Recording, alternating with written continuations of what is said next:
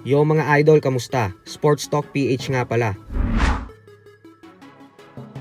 Ang update kay Jimwell, pag-usapan natin yan mga idol.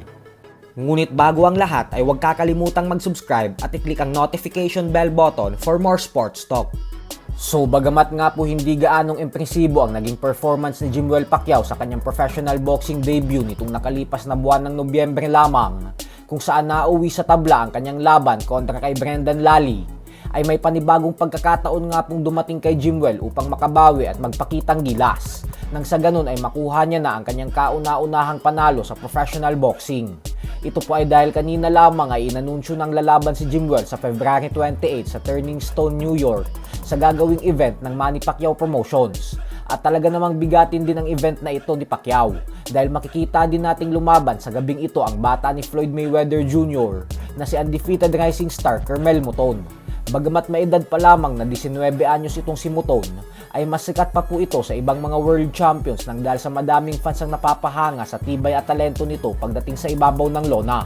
Kaya naman inaabangan talaga ng mga tao ang bawat laban niya. Sa kasalukuyan ay may napakalinis itong undefeated record na 8 wins with 6 knockouts at walang talo. Ayon naman sa ating source, ay ang super bantamweight contender na si Elijah Pierce umano ang magsisilbing main event sa araw ng laban nila Jimwell at Muton.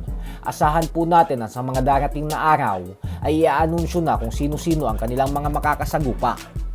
Sa kabilang banda naman mga idol ay alam nga po nating lahat na nagtapos na ang 4-fight contract ng undefeated super bantamweight top contender Carl James Martin sa ilalim ng MP Promotions sa naging laban nito kontra kay Arang Dipain sa Trilain, Manila. At sa kasalukuyan ay nag-aantay pa po tayo ng update sa mga source natin sa loob ng MP Promotions kung bibigyan pa ba nila ng panibagong kontrata si Wonderboy o hindi na. Pero ganun pa man nga po ay handang-handa na po si Martin para labanan ang current undisputed super bantamweight champion Japanese monster na Oya Inoue. Ayon kay Martin ay hiniling niya na daw kay Sean Gibbons ang laban kontra kay Inoue, kung saan pakiusap nito na kung hindi naman daw aakyat ng featherweight division si Inoue, ay ibigay na daw sana ang laban na ito sa kanya para sa taong 2027 kasi malaking oportunidad umano para sa kanya ang mapalaban sa isang undisputed title fight. At syempre hindi niya na daw papakawalan ang mga ganong klaseng pagkakataon. Kaya naman dahil dyan ay kailangan po talaga mabigyan ng panibagong kontrata si Wonderboy ng MP Promotions kasi si Sean Gibbons lang ang may kakayahan na magbigay ng mga ganitong klaseng laban para sa mga Pilipinong boksingero. Lalo pat gustong-gusto makipagtrabaho ng mga promoters at manager ni Inoue kay Gibbons. Dahilan kung bakit puro konektado kay Gibbons ang mga fighters na hinarap ni Inoue magmula nang umakyat ito sa super bantamweight division.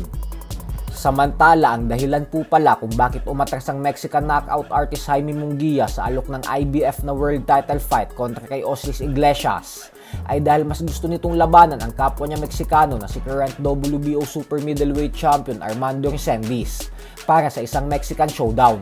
Naniniwala po kasi si Munguia na mas bigatin ang laban na ito gawa ng pareho silang Meksikano. So hanggang dito na lang po muna tayo mga idol.